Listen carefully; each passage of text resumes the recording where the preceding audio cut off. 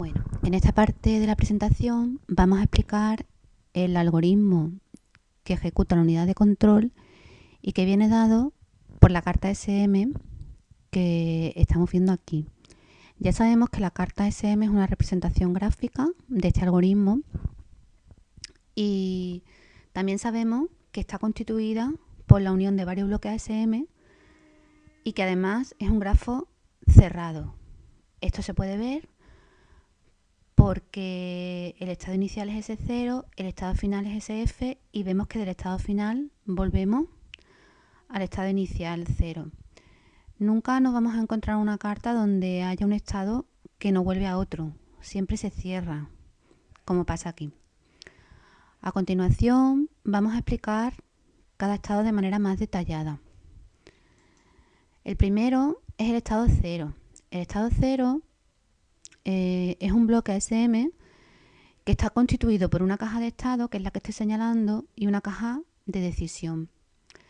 Podemos ver que en la caja de decisión aparece la señal de entrada a la unidad de control que se llama XS, que es la señal de comienzo, está aquí también señalada. Esto nos sirve para generalizar ahora un poco, y es que tenemos que tener claro lo siguiente.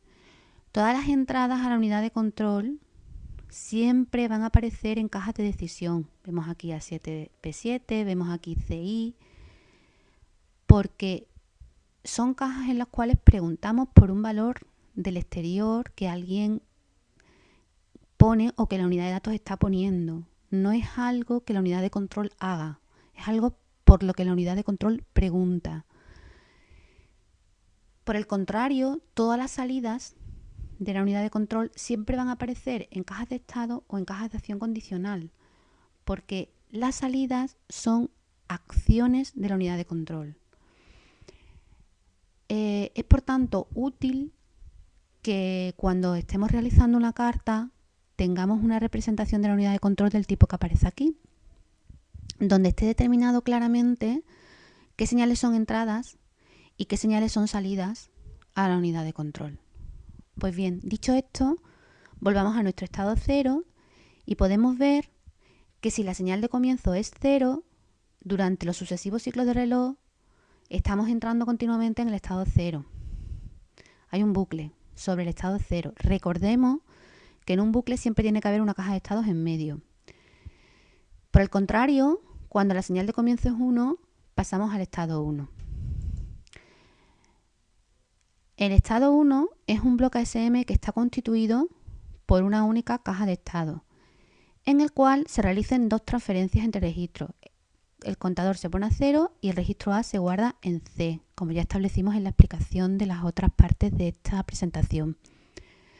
Bien, pues para poder hacer esas dos transferencias entre registros es necesario activar las señales CL, WC y RA, que son las salidas que están aquí marcadas en rojo en la unidad de control. También es bueno tener claro cuál es el estado o cuál es el contenido, mejor dicho, de los registros de la unidad de datos cuando estamos en el estado 1, cuando estamos en el ciclo de reloj correspondiente al estado 1. Y está en este cuadrito rosa, está indicado. El contador no sabemos qué contenido tiene, el registro C tampoco lo sabemos y los registros A y B contienen los datos iniciales. Bien, pues del estado 1, sin ningún tipo de condición, siempre pasamos al estado 2.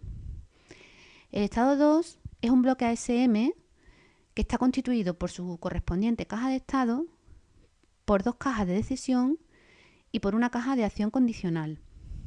La primera caja de decisión pregunta por los bits A7 y B7 y establece dos caminos en función de si esos bits son iguales o diferentes.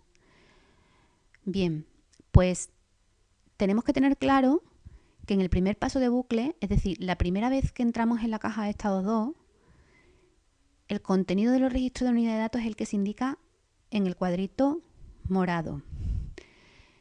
El contador estará a 0 porque ya se ha cumplido la transferencia ordenada en el estado 1. El registro C contendrá el dato de A porque también se ha cumplido la transferencia ordenada en el estado 1 y los registros A y B permanecen al igual que anteriormente con los datos iniciales. Bien, pues, ¿qué ocurriría si los primeros bits de los números son iguales? Que nos iríamos por el camino que estoy marcando, es decir, nos iríamos hacia esta caja de acción condicional, donde se ordenaría un desplazamiento a la izquierda, tanto en el registro A como en el registro B, un incremento del contador y, como el carry es 0, volveríamos a entrar en el estado 2 por segunda vez. Bueno, pues si imaginamos que eso ha ocurrido, estaríamos en lo que llamamos el segundo paso de bucle, es decir, hemos entrado por segunda vez en el estado 2 y por lo tanto las transferencias ordenadas en la caja de acción condicional se han cumplido. El contador ha pasado a 1 y los datos A y B aparecen desplazados una vez. ¿Cuántas veces es posible recorrer ese bucle? Pues el máximo número posible de veces que se puede recorrer sería cuando los datos son iguales, que sería el camino que hemos marcado aquí. ¿Cuándo nos salimos? Cuando el acarreo es 1, nos salimos. ¿Y eso qué significa? Pues que hemos recorrido este bucle 8 veces y nos hemos salido porque el contador ya está a 7 y los datos A y B aparecen desplazados 7 veces. ¿Qué ocurre? Que cuando tomamos el camino en el que acarreo vale 1, previamente hemos dado una nueva orden de desplazamiento en A, desplazamiento en B y cuenta. Con lo cual, cuando pasamos al estado de no operación, al estado SF, donde no se hace operación, esa orden de desplazamiento y de cuenta se ejecuta. Y por tanto, los números se quedan como estaban, totalmente desplazados, y el contador se queda a 0. Pero podría ocurrir que se optara por el otro camino. ¿Eso qué quiere decir? Que este bucle no se recorre 8 veces, sino que hay un determinado paso de bucle en el cual se detecta que los bits son diferentes, que puede ser o bien porque son 0, 1, es decir, A7 vale 0, o bien porque son 1, 0, es decir, A7 vale 1, y por lo tanto, en este punto nos salimos del estado 2 y pasamos al estado 3. ¿Y qué situación tenemos aquí? Pues que en el estado 2 estamos en un paso de bucle que desconocemos, dependerá en el cual los bits hayan diferido. El contador está en un estado que también desconocemos, depende de cuántas veces haya recorrido este bucle. Y los datos aparecen desplazados, pues ese número de veces desconocido. Pues bien, ahora lo que va a pasar en el estado 3 es lo que ya explicamos previamente. El dato A lo tengo recuperado en el registro C, con lo cual no me tengo que preocupar por recuperarlo, lo dejo como estaba, desplazado un número de veces desconocido, pero el dato B me tengo que preocupar de recuperarlo. Y para ello tengo que ejecutar una serie, las veces que me queden, por desplazar el registro B. Bien, pues el número de veces que se recorre el estado 3 dependerá del número de desplazamientos que ya se haya producido en el estado 2. El caso es que cuando en total llegamos a 7 desplazamientos, el acarreo va a ser 1 y vamos a, en este caso, a preguntar por el valor del bit A7. Cuando estamos en este punto, tal como indicamos aquí, el dato B aparece desplazado 7 veces, el contador está en 7 y dependiendo de si cambiamos a 6 o a 4, en cualquier caso, el dato B queda totalmente desplazado, recuperado y el dato A no. El dato A está en el punto en el que se dejó en el estado 2. Bien, pues si A7 es 1, significa que el dato A era mayor y entonces nosotros pasamos al estado 6.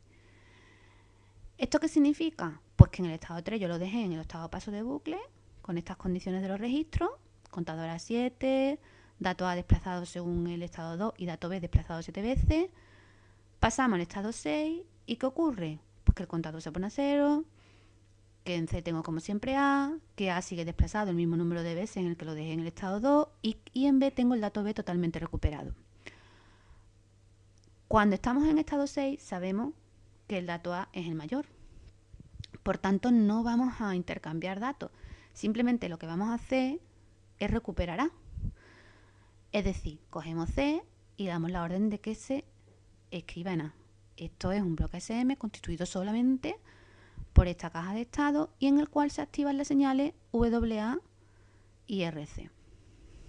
Al pasar al estado de no operación, ¿qué ocurrirá? Pues que el contador lo tendremos a 0, que C como siempre con A y que en A y en B pues tendremos los datos iniciales.